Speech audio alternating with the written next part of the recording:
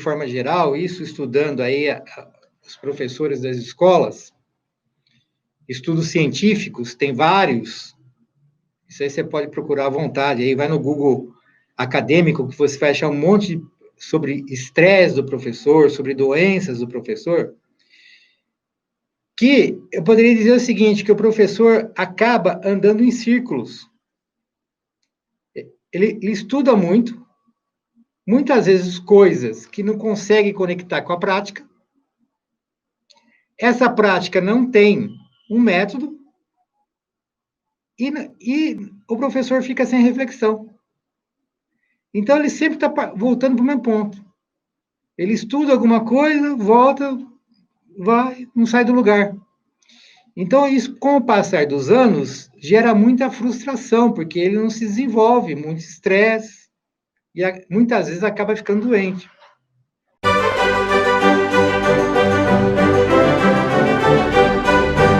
Então, vamos lá. Eu vou fazer aqui um comentário desse livro aqui, ó, que é da Helena Lubienska, que foi uma educadora que trabalhou junto com a Maria Montessori.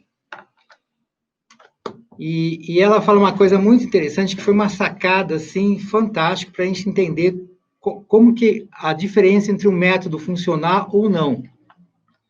E a diferença que existe na prática das escolas, nas instituições, nos profissionais, que atuam com determinado método, se ele funciona ou não. Por que ele funciona e por que talvez ele não funcione.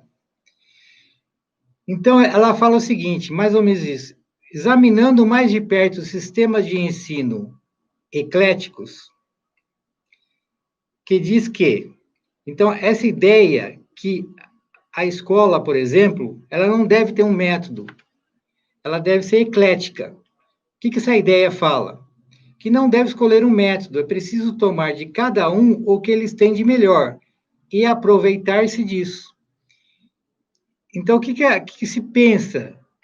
Ah, não temos que ter um método, nós temos que pegar um pouquinho de cada método, o que tem de melhor nesses métodos e aplicar na instituição ou no meu trabalho com o meu aluno, com o meu paciente. Só que ela está falando aqui que não dão resultados. Dessa forma, trabalhar com essa forma de pensar não funciona. Daí ela fala assim, ó, olha que interessante. Não é de se estranhar, porque todo método só vale pela continuidade do esforço que provoca. Por que o método não funciona, ela está falando? Porque o método ele tem uma consistência interna. Então, uma coisa, uma ação, um conceito, um jeito de agir, um jeito de preparar o ambiente, o material, tem tudo, está conectado. E se a gente coloca uma coisa de outro método nesse método nosso, daí não funciona. Então, ela fala assim, ó, não é de se estranhar que não funciona, porque todo método só vale pela continuidade do esforço que provoca. Então, tem um porquê, tem uma lógica ali, tem um contexto ali, lógico, dentro de cada método. E ela fala assim, pela coesão interna dos diversos processos, pela ideia que canaliza todas as energias numa determinada direção. Sem homogeneidade, é inútil falar de método. É muito fácil, eu acho, que entender isso. Se eu faço uma coisa aqui, numa direção ao meu objetivo, e eu faço outra coisa aqui, que não está na mesma direção, não está em sinergia, uma coisa não colabora com a outra, então o método não funciona. Eu pude observar isso muito assim, essa dificuldade em equipes multidisciplinares, onde cada um tem um método, um tem uma abordagem clínica, outro tem uma abordagem educacional, outro não tem abordagem nenhuma, não tem método nenhum, é muito comum isso, porque vem dessa ideia do ser eclético. Então fica um monte de gente trabalhando, cada um fazendo de um jeito, cada um indo para um lado, e daí o método não funciona.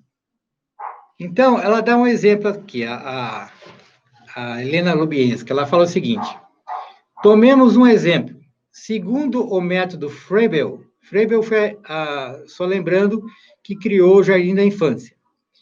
Os exercícios dos alunos de uma mesma classe devem ser simultâneos, dirigidos pelo professor. A atividade dos alunos é, portanto, regulada de fora, por um ritmo exterior. Então, ela está dando um exemplo aqui para ficar fácil a gente entender por que o método funciona dentro da consistência dele. Se a gente misturar, a gente vai ter problemas, não vai funcionar. O que ela está falando aqui, dando um exemplo? Que no método de Froebel, os alunos são dirigidos, eles fazem atividades ao mesmo tempo, direcionados pelo professor. Então, o professor fica na frente, vai falar, vamos fazer isso, aquilo, outro, e todo mundo vai fazendo junto aquela atividade. Então, a atividade é regulada de fora. É o professor que regula. Eu, enquanto aluno, estou fazendo no ritmo que o professor está comandando toda a classe.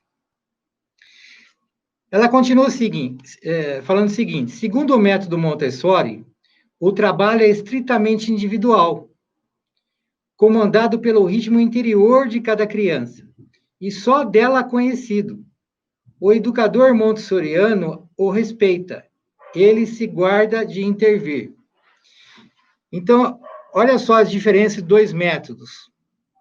Um é o professor que dá o ritmo, o outro é o aluno que dá o ritmo. Em um, o ritmo vem de fora.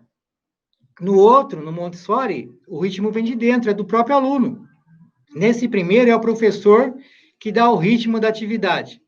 No segundo, é o próprio aluno. E o professor observa. Então, o nosso método, como tem uma influência muito grande do método Montessori, é mais com essas características. Nós estamos centrados no indivíduo, no nosso aluno, no nosso assistido. Então, o ritmo é dele. Nós estamos interessados nele. É a partir dele que as coisas vão se desenvolver. E não a partir de fora. Então, ela termina assim, ó. Incompatibilidade, portanto, no que respeita à atitude do professor. Em um método, o professor que vai tomar a frente vai conduzir as atividades.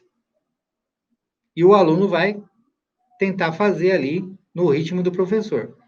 O outro, o professor vai estimular o aluno a desenvolver as atividades, muitas vezes sem falar nada, somente colocando ele no ambiente propício, e a partir dali o aluno vai desenvolvendo e o professor vai observando. Como é o caso do nosso método. Isso é o que eu penso. Porque se a gente não tem método, nós não somos fazedores de atividades. Nós temos um método, uma coisa concisa, que tem um objetivo. Eu tenho um indivíduo na minha frente. Eu tenho um objetivo claro para mim, que é promover o desenvolvimento desse indivíduo. Tendo no movimento corporal a nossa principal estratégia de intervenção, e não a única. Então, aí o método ele vai se desmembrando em particularidades. Mas para mim tá claro o que eu estou fazendo ali.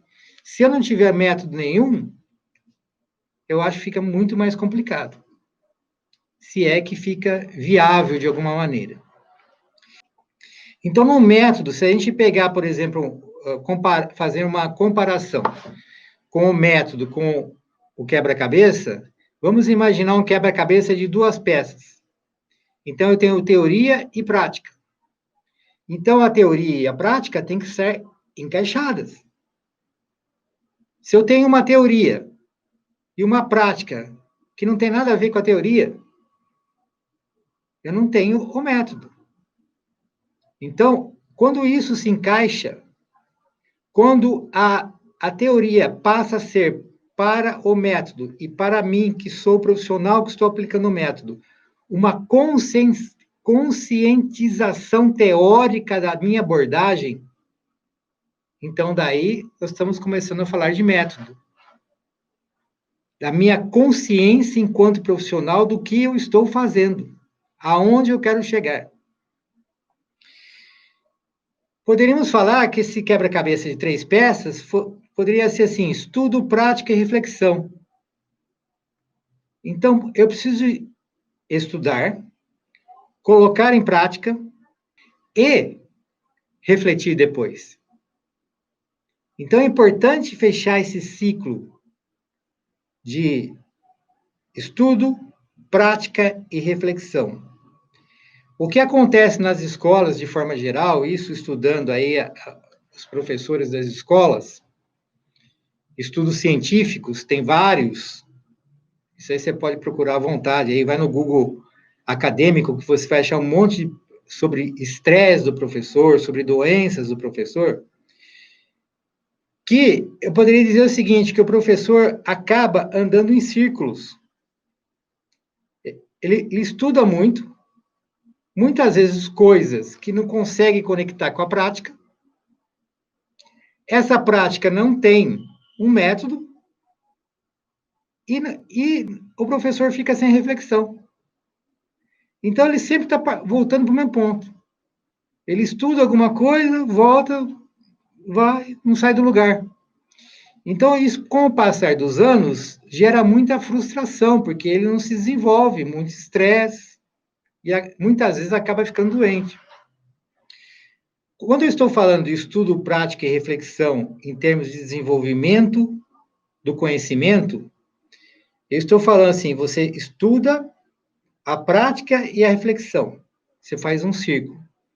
Só que daí, quando você faz a reflexão, você amplia a sua experiência, você digere essa experiência, você internaliza essa experiência numa linguagem do Vygotsky, ou então você assimila, integra essa experiência dentro de você, então você passa por... Você vai andando em espiral, em ciclos em espiral, aí você vai se desenvolvendo, aí você vai se realizando, se sente mais feliz, você vai vendo, você vai sentindo que você está se desenvolvendo, e você está sentindo que os seus alunos estão se desenvolvendo. Você vai observando, você vai constatando que os seus alunos vão se desenvolvendo. Daí você fica mais feliz e mais realizado. Agora eu quero saber de você, quais foram as suas conclusões e reflexões? Deixe a sua resposta aqui nos comentários.